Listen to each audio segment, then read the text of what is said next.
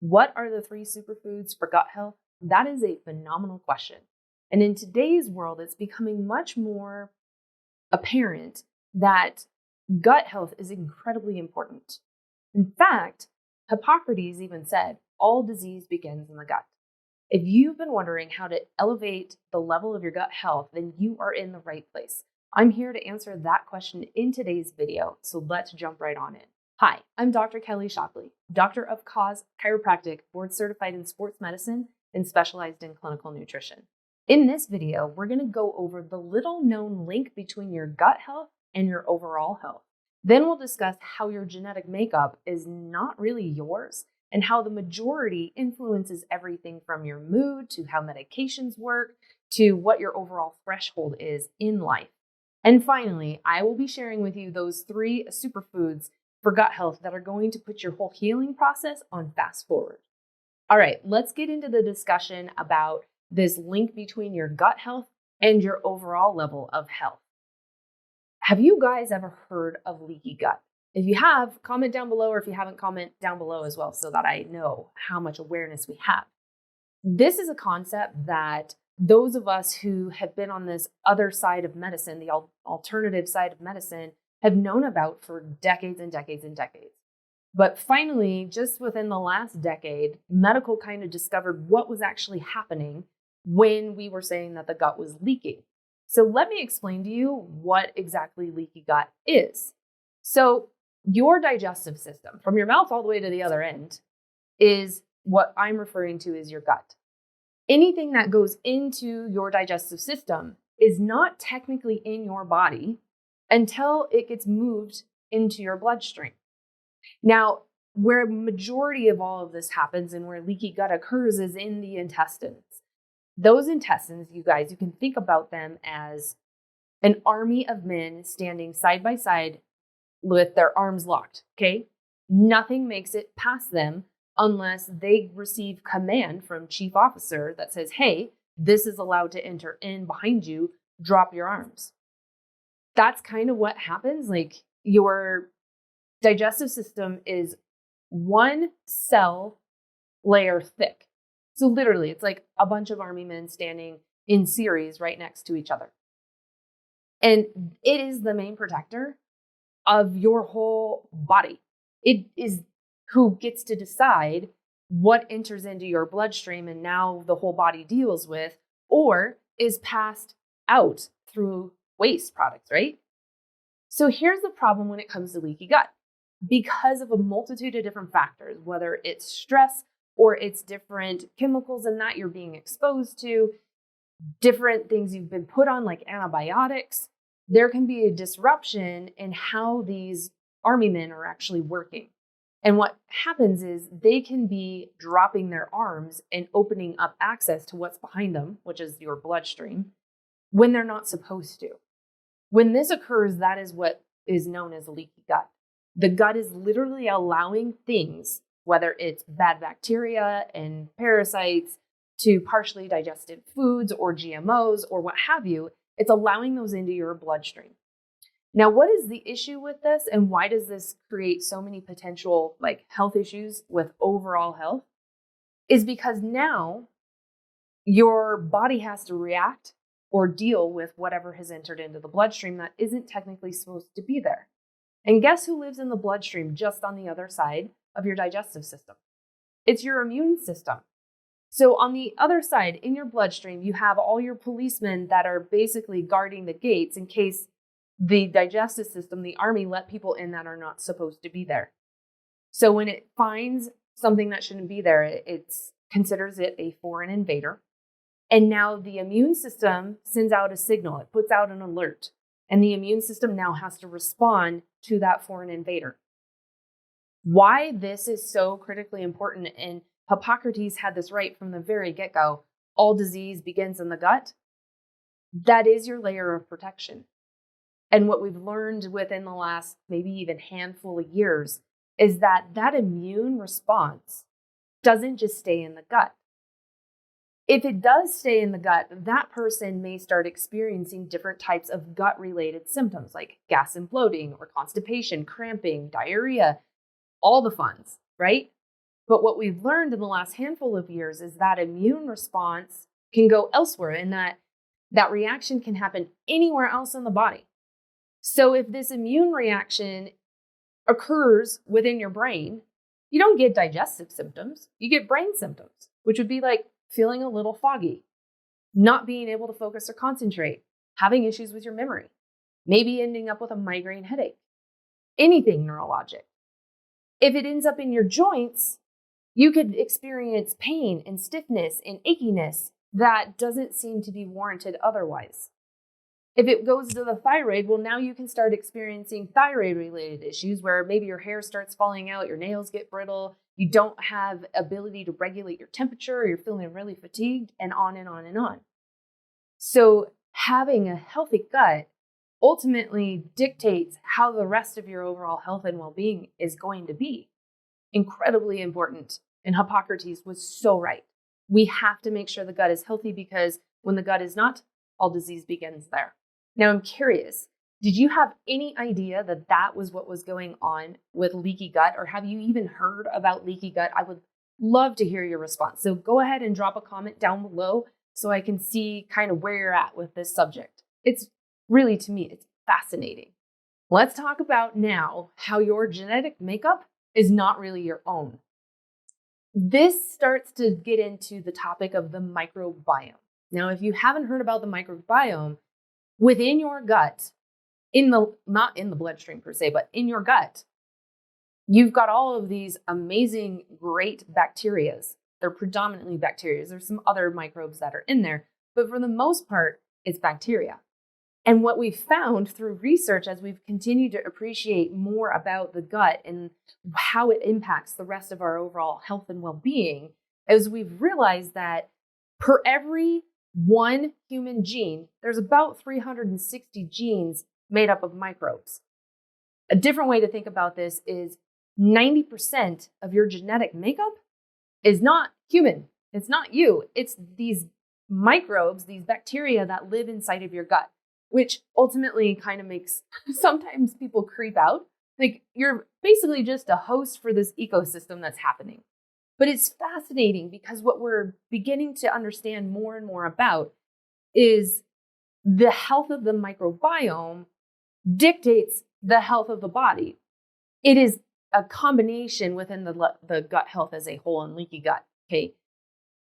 There's research being done right now to really fully understand what is going on with the microbiome and how does it influence every aspect of our health. In fact, they're even looking into what they thought was, hey, take this medication and this is how the body processes it. And so as a result, you get relief of this particular symptom. They're now researching to see if it's actually the medication influences the microbiome, and it's the microbiome that now dictates how you feel as a result of taking that medication, which is just fascinating. There's a ton of research out there that shows now that the health of the microbiome ultimately affects your mood. And are you able to balance your mood? It also is related to, what does your body composition look like?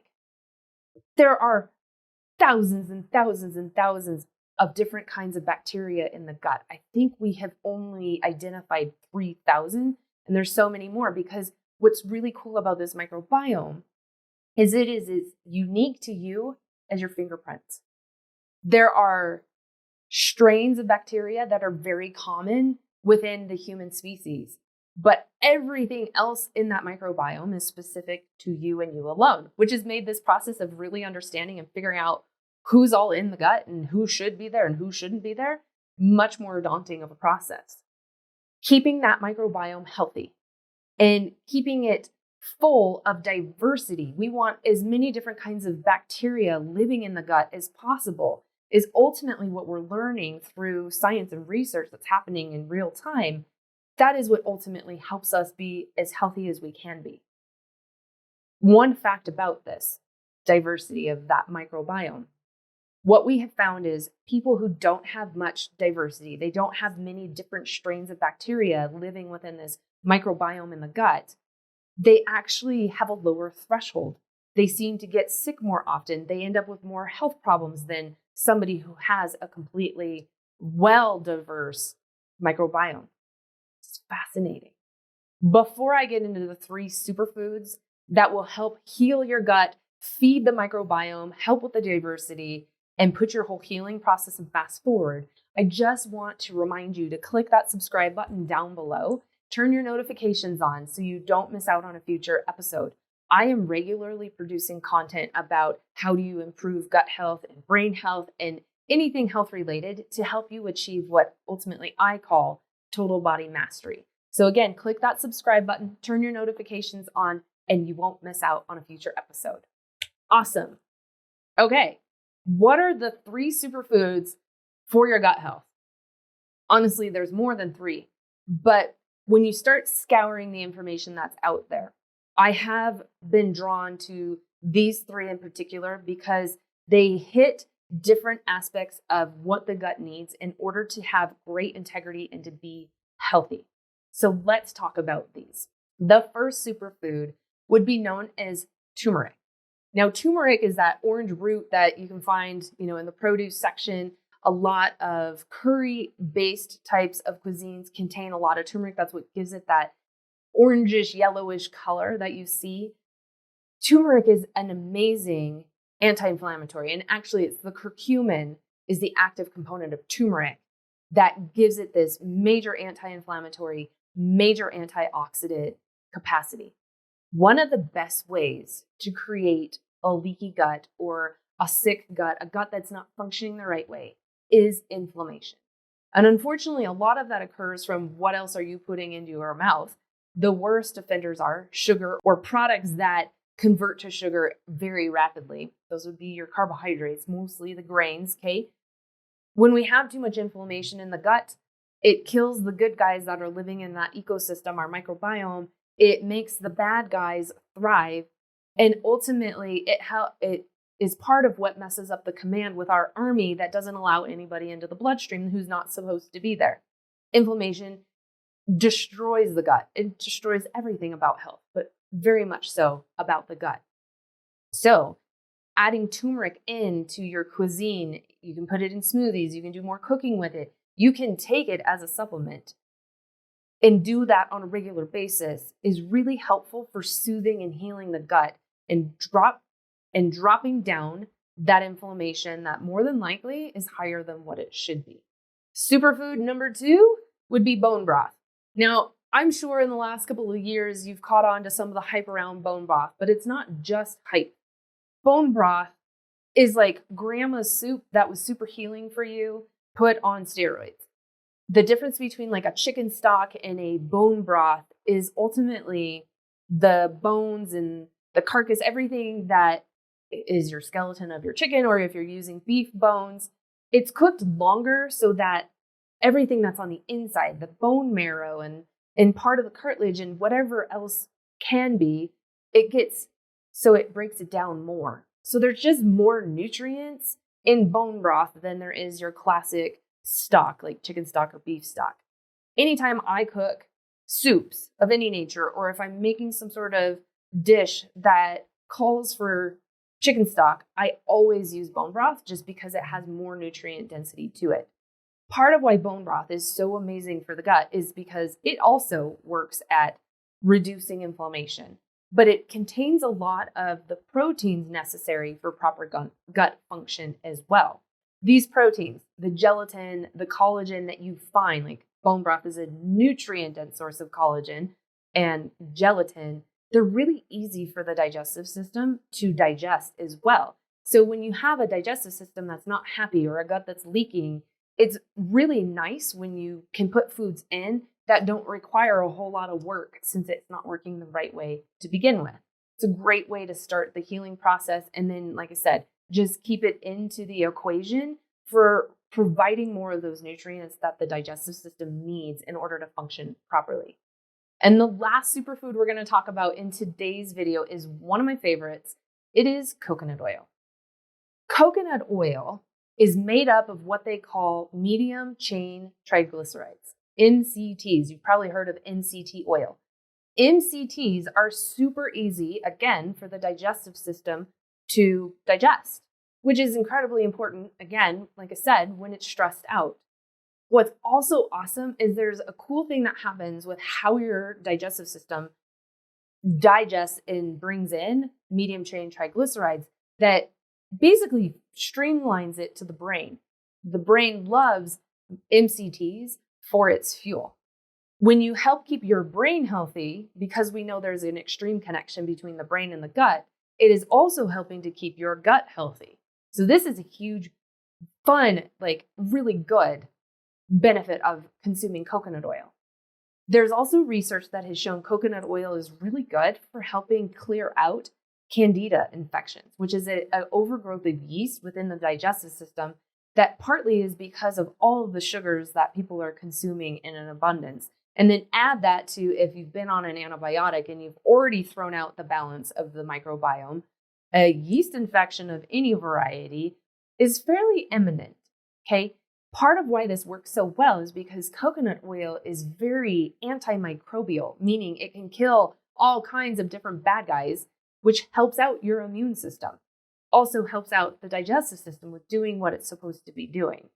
Now, in our household, I use coconut oil if I'm going to make like a bulletproof coffee. The dog actually gets coconut oil, a scoop of that in his meal every morning. We'll cook eggs with coconut oil as well. Just other different avenues for getting that good, healthy fat into your system. Now, if you're sitting there wondering, like, what else can I do for gut health? I'm still not completely sure on how I should be eating to really help heal the gut and not stress it out anymore. Don't waste another moment on that thought. I have got a little surprise for you, okay? If you look down in the description below, click on it so it expands.